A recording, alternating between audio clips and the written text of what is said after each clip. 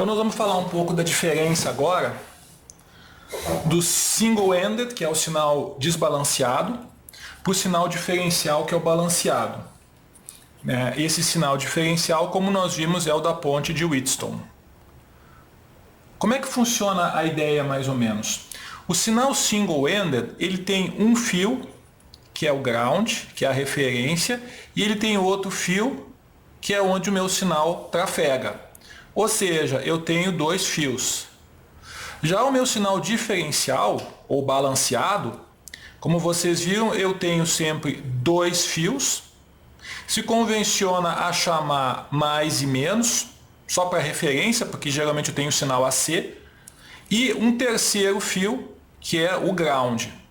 Então aqui eu tenho três fios. Você viu na ponte de Wheatstone, onde que surge naturalmente a existência desse terceiro fio. Muito bem, então esse aqui é o meu gerador de sinais. Então o meu gerador de sinais no laboratório, como é que ele funciona? Ele tem um fio, é um cabo coaxial, né? Um fio é o mais, e esse terceiro fio é o ground, que é a referência. A mesma coisa, o osciloscópio. O osciloscópio, o que você tem? Você tem a ponteira, que é o mais, por assim dizer, e você tem o jacaré, a garra jacaré, que é o quê? É o meu ground. Então você vê que o gerador de sinais e o osciloscópio no laboratório, eles estão feitos para trabalhar com o modo single-ended, o modo desbalanceado, o modo comum. Outro exemplo, se vocês viram já, o microfone de eletreto. Como é que é o microfone de eletreto? O microfone de eletreto é simplesmente dois fios, é composto de dois fios. Geralmente isso aqui você aterra e o sinal está aqui em cima. Então são estruturas naturalmente, single-ended. Todas essas estruturas que você conhece. Estruturas do modo diferencial. Além da nossa ponte de Wheatstone, o que mais nós podemos falar? Uma bobina. Então vamos supor que você use uma bobina para fazer a captação de algum sinal. Um campo magnético, um reed switch, alguma coisa do tipo. A bobina, você tem aqui, esses dois terminais, eles estão flutuando. Alguém pode dizer, mas eu posso fazer... Isso aqui é um pouquinho mais sofisticado, talvez de você visualizar, mas pensa um pouquinho. Alguém pode dizer, eu posso pegar esse outro fio da bobina aqui e posso aterrá-lo e fazer isso. Só que você vai ver mais tarde, tem que colocar um capacitor aqui, porque senão vai dar bobagem. Mas só que se eu fizer isso, o que vai acontecer? Você vai ver mais tarde, o meu sinal que eu tinha disponível no meu transdutor aqui, que era Vin, eu vou captar aqui só metade dele, metade vai ser perdido, ou seja, eu vou ter uma perda de metade da amplitude no primeiro ponto que você conecta no circuito, certo? Esse que é o problema, de você ter. E alguém pode dizer também, mas por que a bobina, tendo apenas dois fios, ela é diferencial? Não deveria ter três fios? O terceiro fio aqui, na verdade, ele não existe. Ele não precisa necessariamente existir fisicamente. O que é importante você saber é que eu vou ter uma senoide na qual, quando eu tiver nesse fiozinho aqui em cima, amplitude positiva, eu vou ter aqui amplitude negativa. Você pode imaginar isso, como você viu em circuitos, como se o ground estivesse bem aqui no meio. Em outras palavras, se você puxasse bem no meio geométrico aqui da sua bobina um fio e chamasse isso de ground, esse seria o seu terceiro fio. Não há necessidade de você fazer isso na maior parte dos casos, contudo. Bom, o que vocês conhecem que é que usa o modo diferencial? Rede CAN, na área de veículos, rede CAN é um sinal diferencial. O sinal HDMI também é um sinal diferencial, ou seja, ele tem três fios, mais e menos. O que mais? USB também é sinal diferencial, são dois fios mais e menos. E antenas em geral, né? Antenas de fio, como por exemplo de polo, quem for estudar aí, são dois fios, sendo que um é o mais e o outro é o menos. Eu não tenho ground no meio, eu não posso, quem for estudar antena vai ver que eu não posso pegar um desses fios e aterrá-lo, como eu fiz aqui, porque vai dar bobagem, vai causar uma série de problemas. Então esses são exemplos de diferenciais.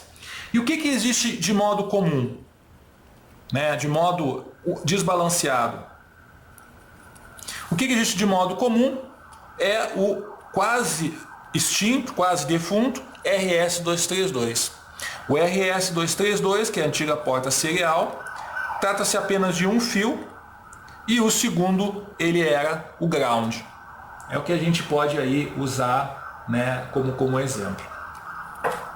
Então, por exemplo, no caso de cabos ou os conectores que você usa, o caso balanceado, você já deve imaginar que eu tenho que ter dois fios, né?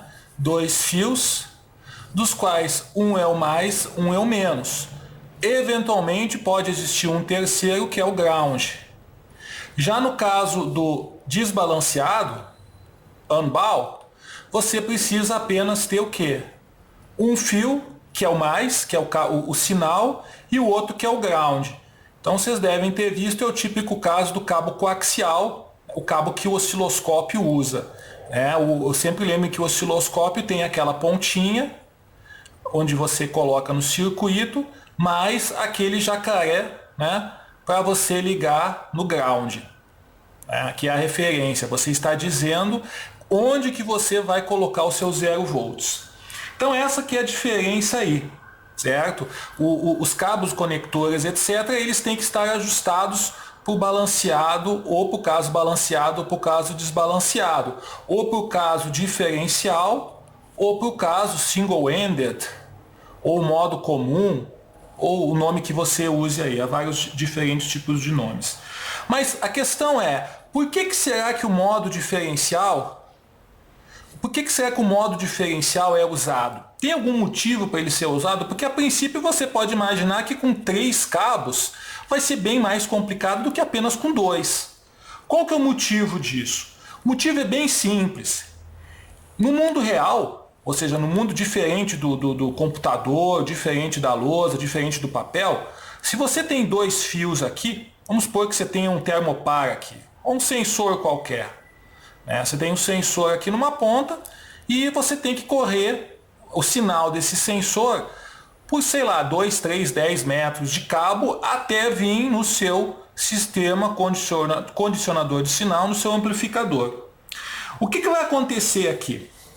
A gente sabe que uma coisa é o sinal, né? Quando você coloca no multisim, quando você coloca numa simulação, tem lá uma fonte senoidal, aparece aqui o sinal bonitinho.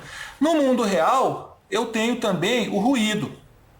Existe aí o processo, a disciplina de processos estocásticos, que você estuda só a característica do ruído, como que o ruído se comporta ao longo do tempo. Então você não consegue ter um sistema onde não exista ruído, só na simulação, só no papel.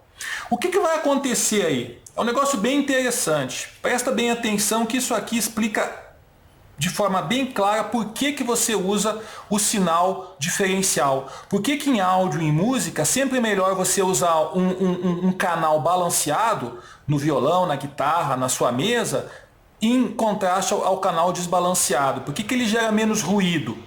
Pelo seguinte, se você tem o seu sensorzinho aqui, ele vai gerar um sinalzinho bem magrinho aqui, ó, nos seus 2 fios. Você percebeu que eu desenhei aqui, ó, a senoide em 180 graus de defasagem. Bem pequenininho. Isso aqui pode ser um sensor, um captador, pode ser um microfone de eletreto, não importa. Pela natureza do sensor, ele geralmente gera um sinal bem pequenininho. Agora, como nós estamos no mundo real, você tem esse ruído aqui sobreposto, né, em cima do seu sinal. E geralmente, vamos pegar o pior caso, o ruído é enorme. Você percebe aqui que o ruído, a forma como eu desenhei, a amplitude é bem maior do que a senoide. do que o meu sinal que eu tenho interesse.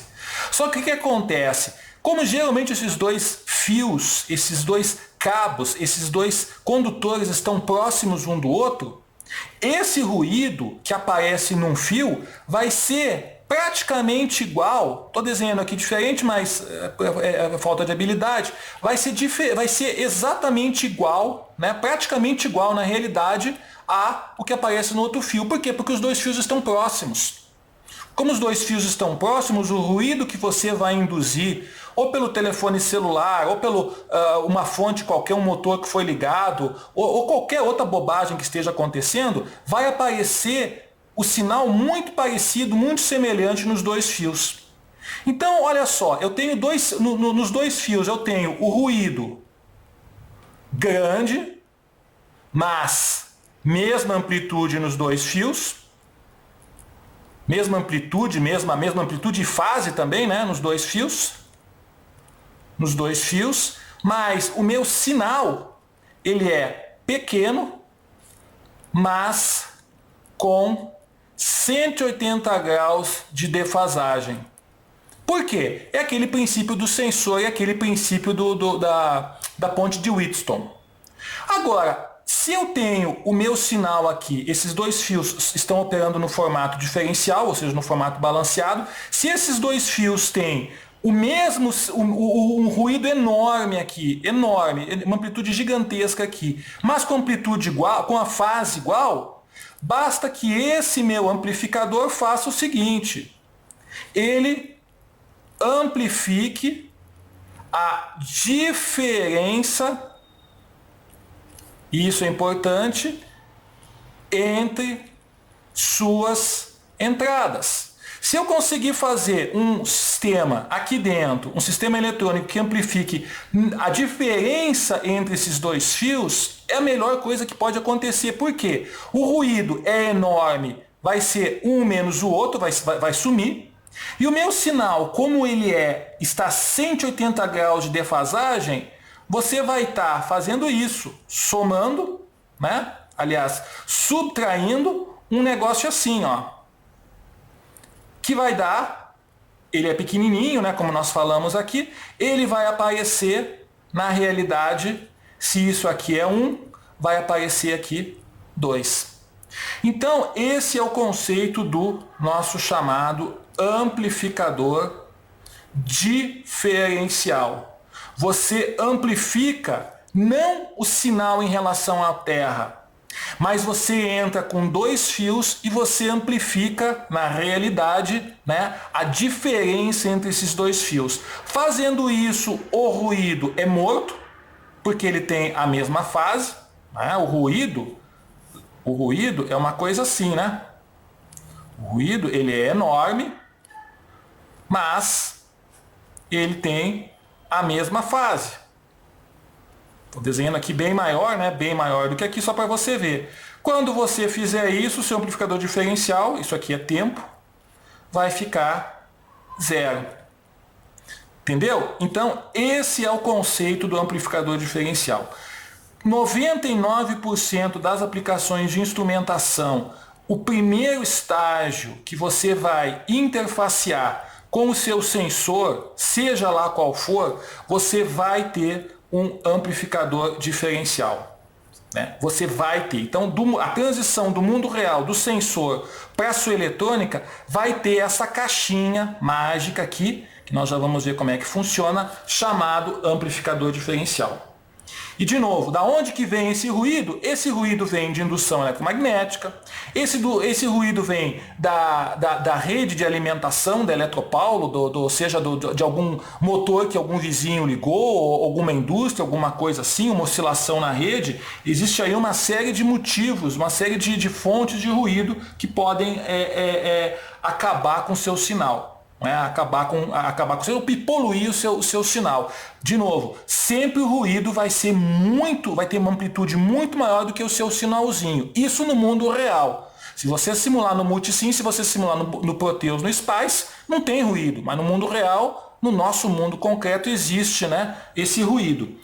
Óbvio que um sistema balanceado, em termos de custo, ele é mais caro do que um sistema desbalanceado. Quem conhece áudio sabe disso. Por quê? Porque eu tenho mais fios, eu tenho uma dificuldade um pouquinho maior. Mas no mundo real, dificilmente você vai usar um circuito como emissor comum, coletor comum, diretamente ligado no seu sensor. Isso aí funciona só no livro texto.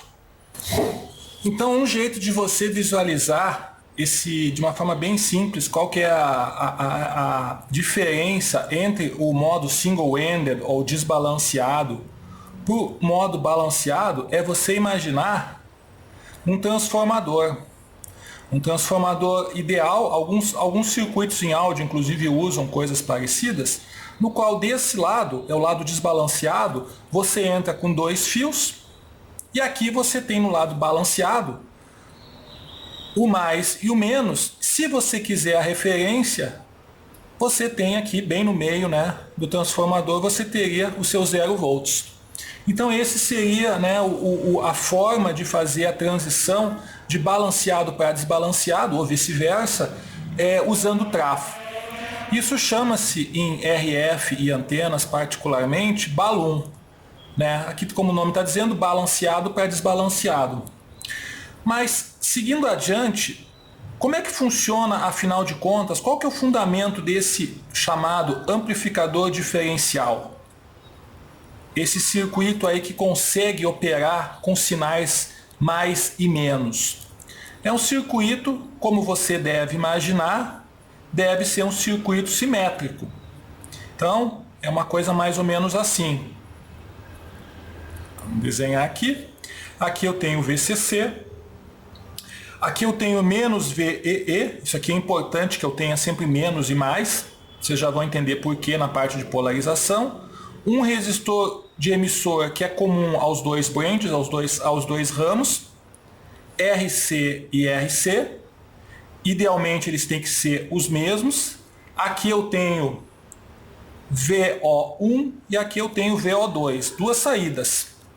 Nós estamos falando de sinais diferenciais, sinais balanceados, nós temos que ter duas saídas.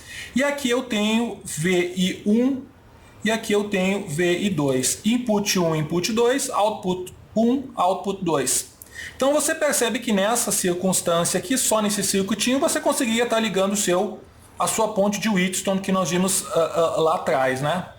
Você poderia, os dois fios estão aqui, lembrando como é que funciona o circuito, sei lá, 10 volts, 1K, 999 e 1K, esse circuito é variável. Você tem esses dois fios entrariam um em cada terminal aqui. Aqui seria o VI1 e aqui seria o VI2. Certo? Então, o circuito na realidade do amplificador diferencial, ele tem essa representação aqui. Duas entradas, VI1 e VI2, e duas saídas, VO1 e VO2. Esse circuito aqui, como você já deve imaginar, intuitivamente você deve perceber, ele é um circuito que os componentes têm que ser casados. Eles têm que ser casados, ou seja, eu não posso ter aqui um transistor com beta de 50 e aqui um transistor com beta de 70, por exemplo. Eu não posso ter um resistor de 2K aqui e 1900 aqui. Então, esse circuito, ele opera da mesma forma que o amplificador diferencial, ele tem que ser extremamente casado, ou seja, os transistores têm que ser iguais e os resistores têm que, na medida do possível, ser iguais.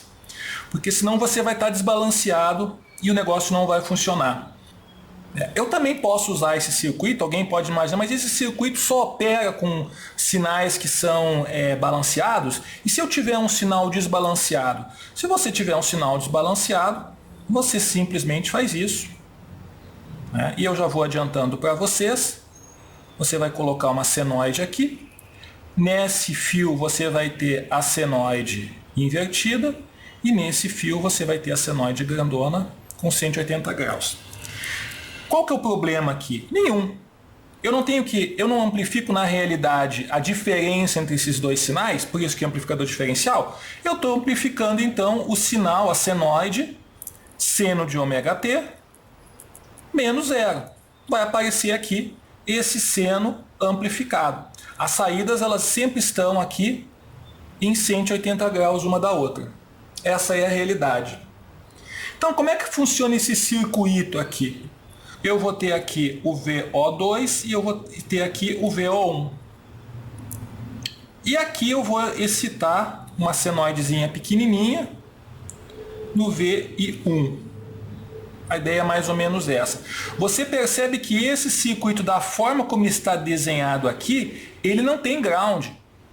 Agora eu aterrei aqui e, por exemplo, isso aqui vem de um gerador. A outra perninha do gerador, que é o zero, você provavelmente teria que ligar aí no zero da fonte ou ligar nessa base aqui. Certo? Mas vamos começar a analisar então o lado esquerdo, esse ramo esquerdo aqui. Esse ramo esquerdo aqui, eu tenho aqui um sinal assim, né? E aqui eu tenho a minha saída VO1. Se você olhar só desse lado, é óbvio que o que eu vou ter aqui no VO1? Esse circuito eu estou entrando com sinal na base e estou tirando no emissor. Ou seja, esse circuito é o bom e velho emissor comum. O que eu lembro do emissor comum? Ele tem o ganho alto e ele inverte a fase. Certo? Ah, mas e o segundo circuito desse lado? Ele está aparecendo como uma carga aqui. Ele está aparecendo como uma carga. Ele não está fazendo influência nenhuma, a não ser aparecendo como uma carga aqui em paralelo com esse RE.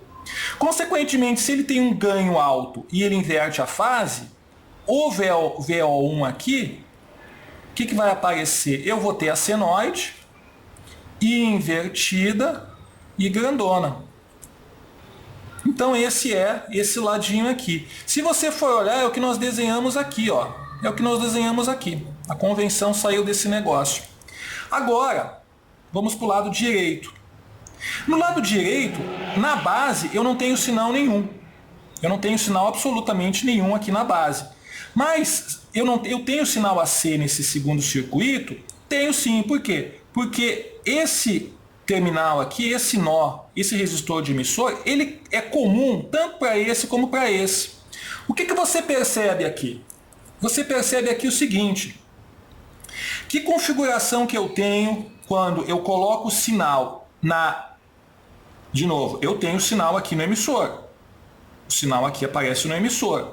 Esse sinal está em fase ou fora de fase com a entrada? Ele está em fase com a entrada, porque essa configuração onde eu coloco o sinal na base e sai no coletor, eu coloco o sinal na base e sai no emissor, é o chamado coletor comum, que ele basicamente não inverte a fase. Então ele aparece aqui a mesma fase da entrada. E agora eu tenho uma configuração onde a entrada está no emissor e a saída está no coletor. Isso é o base comum. O que você lembra do base comum? AV enorme, da mesma ordem de grandeza do emissor comum, e ele não inverte a fase. Então, olha que interessante. Ele, como não inverte a fase, aqui vai aparecer o quê? Esse mesmo sinal grandão, mas sem inverter a fase. E essa amplitude aqui é a amplitude de entrada sobre 2. Isso aqui é o Vin, aqui vai aparecer sobre 2, dividido por 2, devido às impedâncias, às simetrias do circuito. Ou seja, nós temos um negócio assim. Quando eu coloco um sinal aqui, ó, no ramo diretamente ligado, eu tenho ele invertido e grandão, e no ramo oposto eu tenho ele em fase e grandão. Sempre a fase entre as duas saídas é 180 graus. E você percebe outro negócio. Esse circuito aqui, se você for perceber, ele está fazendo o papel, da mesma forma como nós desenhamos ele está fazendo o papel daquele transformador balloon. É ou não é? Eu estou entrando com uma senoide aqui, E aparece aqui a senoide, no caso, né? Eu vou desenhar aqui no núcleo transformador, vai aparecer aqui grandona e aqui vai aparecer invertida. Então esse circuito faz a mesma coisa que o balloon. Transforma um sinal desbalanceado por um sinal balanceado. Claro que com um ganho que é devido às configurações amplificadoras. Certo? Bom, é só isso. Você vai dizer, puxa, mas é tudo isso só para poder lidar com um circuito para um fio mais? Não, na realidade existe a vantagem desse circuito, acontece da forma como ele trabalha com o modo comum. O que é modo comum? É um sinal que aparece igual nos dois fios. Tipicamente é o nosso ruído. Nosso ruído é modo comum. Como nós falamos, ele vai aparecer praticamente igual nos dois fios. Como é que funciona, usando essa nossa abstração aqui, desse desenho aqui, desse triangulinho aqui, amplificador, o ruído? O ruído vai ser o seguinte. O ruído aparece o mesmo sinal nos dois fios. O que acontece aqui? Isso aqui é um problema linear. Sendo um problema linear, nós estamos falando de tensões, nós estamos falando de potência, então a linearidade se aplica. Eu posso usar uma superposição disso mais isso. Concorda comigo? É uma superposição disso mais isso. Então vamos lá. O lado diretamente igual, ele inverte e fica grandão. E o lado de baixo, ele não inverte e fica grandão. Agora, aqui embaixo, vou fazer a mesma coisa. Inverte e fica grandão. E aqui vai acontecer o quê? Não inverte e fica grandão. Se eu somar isso aqui, vocês já devem ter percebido, vai acontecer um negócio mágico. Sinal igual nas duas perninhas. Somando, ó, eu vou ter aqui 0 e eu vou ter aqui 0.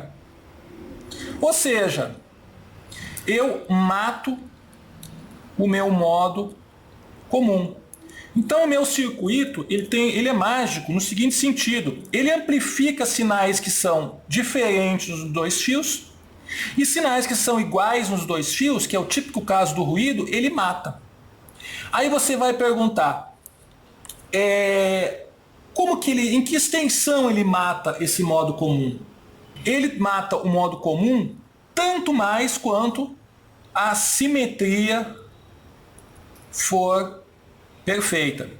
Ou seja, se você tiver dos dois lados o mesmo transistor, com o mesmo beta, etc, etc, o mesmo ganho, mesmas características, e se esses dois resistores aqui tiverem o mesmo valor, você vai ter praticamente uma grande chamada, né, o que se chama rejeição ao modo comum. Por isso que esse circuito é relativamente complicado de você montar em laboratório usando transistores aí discretos que a gente compra, porque dificilmente você vai pegar dois resistores iguais com 1000.